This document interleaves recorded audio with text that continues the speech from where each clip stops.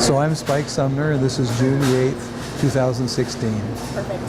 So Spike, how did you come to be a member of Rotary and hear about the club in the first place? Oh boy, I joined the club, I gotta think for a second, about 1985, and I was invited to be part of the club by a person by the name of Don Tarlow. Don is also a past president from years back, and I've always been interested in service organizations. I've been with Kiwanis before, JCs when I was younger, and things like that. So Rotary was a great opportunity, and I joined. Nice, nice. So what about your time as president? Could you tell me some of the highlights of that time?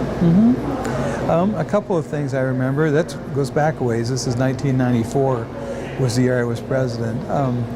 One of the things that I remember clearly was that PGE had reached out to us and asked us to do a tree planting project with them, and we gathered the troops and we said, yeah, we could do that.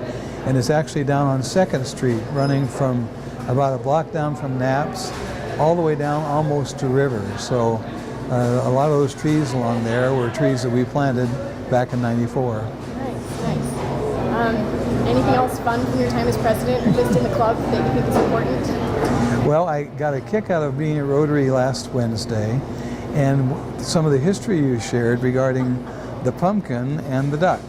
Thank you. So I'm going to disclose that I was the one, I've got a Mark Meinert, who was my boss at the hospital for many years, and also a past Rotarian, past president. We together conspired to eliminate the pumpkin and start the duck. Was it just a plastic pumpkin? Was it like a trick-or-treat pail? That's exactly what it was. It was like a trick-or-treat plastic pumpkin. And when you said that, I laughed. I thought to myself, boy, I forgot we did that. But we actually absconded with the pumpkin. I have a duck decoys. I took a duck decoy, cut the back out of it, and it just showed up at Rotary. But we did put our initials and names on the bottom of the duck. We didn't fess up to it for the longest time, but eventually people figured out it was us, so yeah. Oh, that's pretty great. Are there any other traditions like that that you remember from Rotary? You know, I guess probably my fondest memories are the pancake breakfast, which is always a very fun thing to do. Certainly our auction has always been a lot of fun. I think back though on a lot of Rotarians that were in the club that are no longer with us, that have passed on, and I've just got the fondest memories of several of them. George Alexander is one gentleman that's named, Stan Watt was a gentleman. Bob Weaver fairly recently passed on, Wally Russell.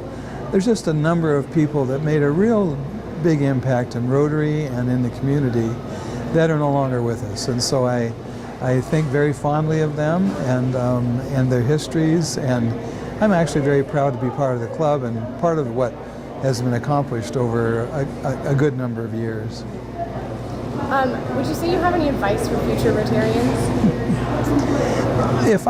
Yes, I would have advice, and my advice would be to engage with Rotary, to have a great time, and to do what they can to be part of the club's activities, because what really makes Rotary special is anybody can just come to lunch on Wednesdays, do their lunch thing, and then head back to work or wherever they might go.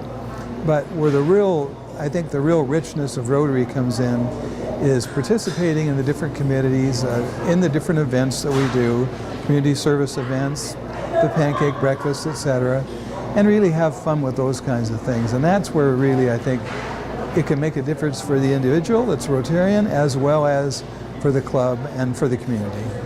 How would you say Rotary has impacted you, and what has it come to mean to you? I have always, ever since I was early in my career, I worked for the Providence. I've worked for 4 different hospitals over 42 years. I hate to even say it, but I have.